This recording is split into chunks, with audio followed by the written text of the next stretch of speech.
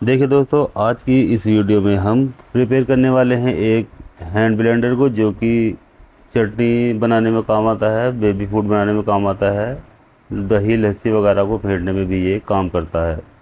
तो देखिए, ये ख़राब हो चुका है और मैंने इसको ओपन कर लिया है। और ओपन करने के लिए इसको अगर मैं खोल कर दिखाता तो इसमें बहुत ज़्यादा टाइम आपको लग जाता है, इसलिए मैंने इसको ओपन करके रख लिया। देखिए, इस तरह से ये दिखाई देता है। तो देखिए, इसको इस तरह से घुमाकर खोला जाता है और यहाँ से ये सभी पार्ट्स इसके देखिए इस तरह से ये अलग किए जाते हैं। और यहाँ पर देखिए, इस स्विच के नीचे एक इसमें स्क्रू होता है। अगर ये स्क्रू नहीं खुलेगा तो ये जल्दी से नहीं खुलेगा। तो स्क्रू हटाने के लिए इस स्विच को ओपन करना होता है, देखिए यहाँ से। और इसके अंदर यहाँ पर एक स्क्रू होता है, जो कि इसको खोलने के बाद ही ये ओपन होता है। देखिए यहाँ पर, अब देखिए ये इसकी मोटर है और जब हम इसको चला रहे हैं तो इसमें बिल्कुल भी सप्लाई नहीं जा रही है और ये बिल्कुल भी नहीं चल पा रहा है। तो देखिए, पास से देखते हैं, यहाँ पर इसमें ये इसका जो प्रिंट होता है ये जल चुका है। तो इस प्रिंट को ठीक करने के लिए हमने इसमें एक जम्पर देखिए यहाँ पर लगा दिया है और इसको प्रिंट को नया बना लिया है। अब यहाँ जब मैंने इसमें सप्लाई दी है तो ये बिल्कुल डायरेक्ट होता हुआ दिखाई दे रहा है, यानी मेरा जो सीरीज़ बल्ब है वो बिल्कुल डायरेक्ट चल रहा है, बिल्कुल भी इसमें सीरीज़ नहीं बन रही है। तो इसका मतलब ये है कि इसके जो डायोड हैं ये ओपन हो चुके हैं, यानी ये जल चुके हैं। तो इस कंडीशन में हमें इसके जो ये डायोड है ये सभी एक तरफ से हमें निकालने होते हैं और उसके बाद इसको चेक करना होता है। तो कहीं से भी आप इसको निकाल सकते हैं, दोनों तरफ से इसके एक एक सिरे को हमें यहाँ से निकाल लेना होता है। तो देखिए, इस तरह से इसमें कुछ भी लगा सकते हैं, चाहे तो आप इस तरह की एक चिमटी होती है वो भी लगा सकते हैं, और चाहे तो स्क्रू ड्राइवर को भी आप यहाँ पर लगा सकते हैं। और इसको बहुत आसानी के साथ में गर्म आयरन से इसको ऊपर की ओर निकाल कर इसके पॉइंट को अलग कर लिया जाता है, देखिए यहाँ से। और यहाँ से इसके जो ये पॉइंट होते हैं इसको इस तरह से गर्म करने के बाद इसमें ब्रश से इसका जो शोल्डर है वो हटा लिया जाता है, जिससे कि ये आसानी से लगाया जा सकता है। अब देखिए, मीटर को यानी हमारा जो मल्टीमीटर है इसको बज़र वाले पॉइंट पर रख लेते हैं, जहाँ पर बीप की आवाज़ निकलती है। और इसके बाद यहाँ से देखिए इन डायोड को हम चेक करेंगे।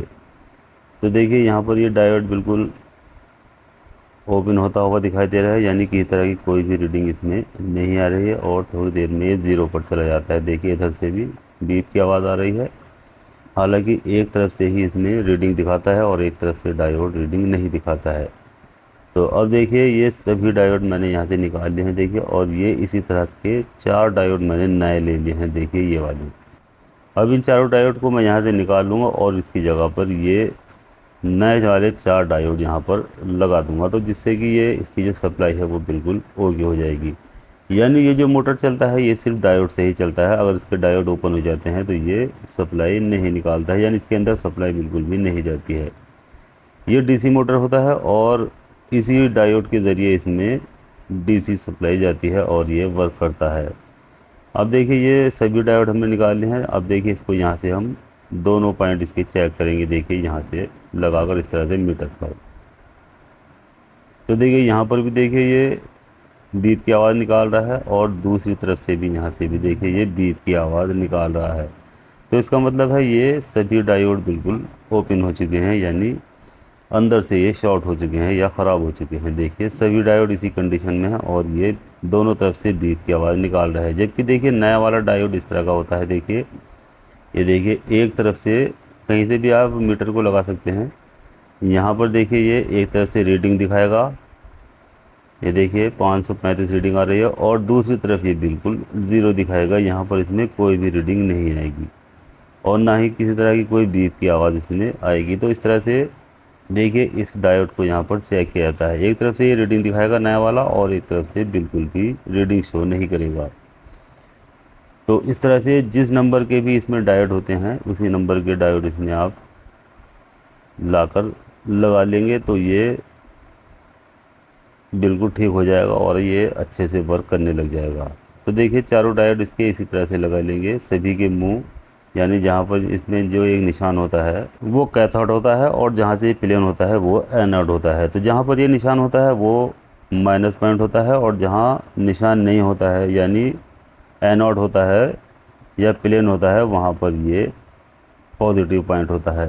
तो ये बात ध्यान में रखने वाली है। एक तरफ से कैथोड होता है जहाँ पर निशान होता है, और जहाँ निशान नहीं होता है तो वहाँ पर ये एनोड पॉइंट होता है। तो देखिए इसके चारों डायोड हमने इसमें लगाकर सोल्डरिंग कर दिया है अच्छे से। अब इसके जो डायोड होते हैं उनका जो नंबर है इसमें RL 2007 निकला है, यानी ये चाइना के डायोड होते हैं और इनका जो नंबर है वो RL 207 नंबर है।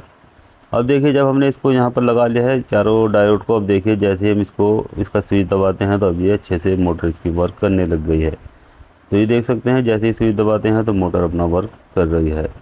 तो ये इसकी जो प्रॉब्लम थी वो सिर्फ डायोड में थी। जब इसके डायोड ओपन हो गए थे तो वो उसी की वजह से ये इसका जो प्रिंट था वो शॉर्ट हो गया था। तो अक्सर जो ज़्यादातर इसमें फॉल्ट आता है इसके डायोड में ही होता है, और इसका फॉल्ट निकालने के लिए हमें इसके जो चारों डायोड हैं उनको ही चेंज करना होता है। तो ये ज़्यादा महंगे भी डायोड नहीं होते हैं, सिर्फ 5 रुपये के ये 3 डायोड मिलते हैं, यानी 10 रुपये के 6 डायोड आ जाते हैं, जिसमें से 4 डायोड आप इसमें लगा सकते हैं। तो देखिए इस तरह से हमने हैंड ब्लेंडर को बहुत ही आसानी के साथ में रिपेयर कर लिया है। तो दोस्तों वीडियो में आगे बढ़ने से पहले मैं आपको एक बात बता देना चाहता हूँ कि मैंने अपनी एक वेबसाइट बनाई है जिसमें सीलिंग फ़ैन, मिक्सर ग्राइंडर और सभी के स्पेयर पार्ट्स मिलेंगे। वेबसाइट ज़रूर विज़िट करें, लिंक डिस्क्रिप्शन में है। तो दोस्तों वीडियो अच्छी लगती है तो लाइक करें, शेयर करें और बेल आइकन को भी दबाएं या प्रेस करें, जिससे कि मैं जैसे ही अपनी नई वीडियो अपलोड करूं तो तुरंत आपको ये पता चल जाएगा कि नई वीडियो अपलोड हो चुकी है। और साथ ही साथ मेरे YouTube चैनल MJR टेक्निकल को भी सब्सक्राइब करना ना भूलें।